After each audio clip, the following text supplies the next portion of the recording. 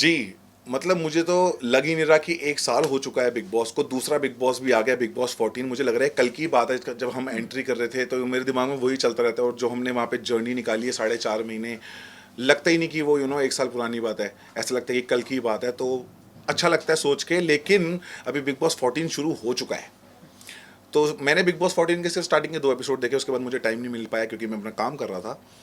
तो big boss 14 में जो मैंने देखा है अभी तक, वो सिर्फ यही देखा है कि शुक्ला ही चमक रहा है। तो मुझे ऐसा लग रहा है कि बिग बॉस 13 ही चल रहा है, बस वहाँ पे शुक्ला की जगह बाकी जितने कंटेस्टेंट सब हट गए हैं और वो ही चल रहा है।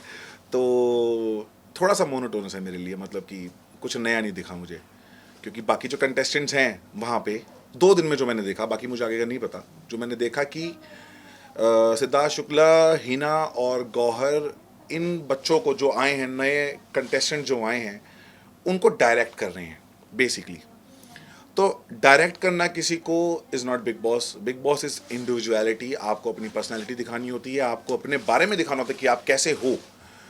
तो इसलिए मुझे थोड़ा सा मोनोटोनस लगा, और बाकी शुक्ला है वहाँ पे तो वो अकेला ही एंटरटेन कर रहा है, तो इस वजह से हमने देख लिया। बिग बॉस 13 में जो हमने कांड किए, और बिग बॉस 13 का जो टीआरपी गया था, और बिग बॉस 13 जो इतना फेमस हुआ था, मुझे नहीं लगता कि इतनी जल्दी कोई भी सीज़न उसको तोड़ पाएगा।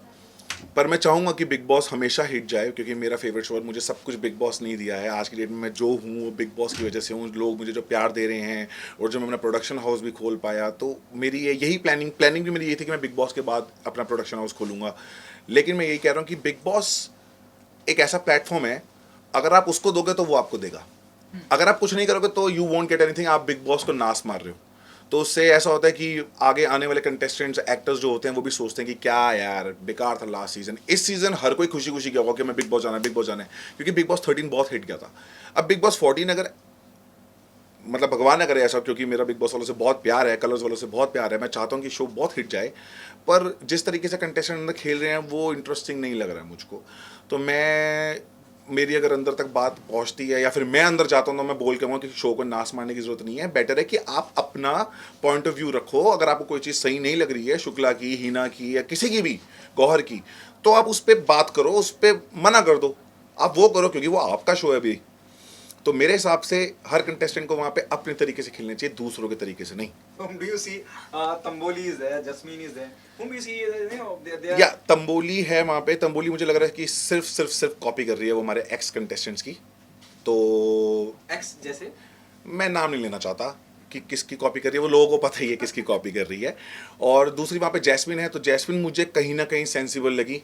उसकी जो, मतलब जैस्मिन भी जब एंटर करी थी बिग बॉस में, वो भी मुझे लग रहा है कि वो हमारे एक्स कंटेस्टेंट की कोशिश करी थी कॉपी करने की, लाइक बच्चा बनना या वो सब। तो वो ठीक था। मुझे, मैं थोड़ा डिसअपॉइंटेड था उसकी एंट्री से कि यार ये ऐसी तो नहीं है, क्योंकि जब बिग बॉस 13 में वो आई थी 2 बारी Guest. एज अ गेस्ट, तो वहाँ पे उन्होंने अपनी एक बहुत ही अलग पर्सनैलिटी दिखाई थी। लेकिन फिर भी मैं जैस्मिन को गलत नहीं बोलूँगा। जैस्मिन जब अंदर गई तो उनका जो एटीट्यूड था वो मुझे बहुत अच्छा लगा, कि हर चीज़ पे स्टैंड लेना, हर बात को बोलना कि नहीं ऐसे नहीं, ऐसे ऐसे नहीं, ऐसे।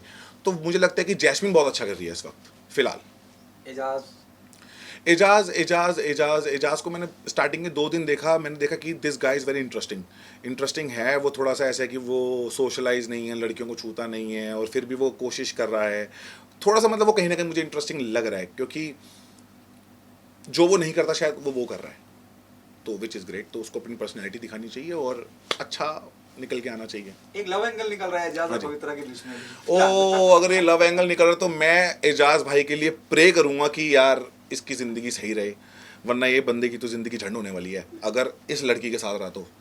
ये पवित्र से अब अपवित्र तो ये लड़का हो जाएगा हमारा। इतना अच्छा लड़का है एजाज, और हमने उनको पहले भी देखा है टीवी पे, और काफ़ी अच्छा काम करते हैं, अब काफ़ी काफ़ी नोन है। तो ऐसे लोगों से दूर रहना चाहिए। जान कुमार सानू, राहुल वेद्या. राहुल वैद्या इज़ अ ग्रेट सिंगर। हमने उनको इंडियन आइडल में देखा हुआ है। और और मैं राहुल वैद्या को भी ये कहना चाहूँगा कि मैंने फर्स्ट एपिसोड देखा था जहाँ पे वो उसी अपवित्र के साथ बैठ के बात कर रहे थे, और वो बता रही थी कि मैं ऐसी लड़की हूँ जहाँ पे कि अगर मेरा बॉयफ्रेंड, अगर मेरा पार्टनर कहीं बाहर मुंह मार के आ रहा है, लेकिन घर पे जब बेल बजा रहा है तो वो सब कुछ बाहर छोड़ के आए।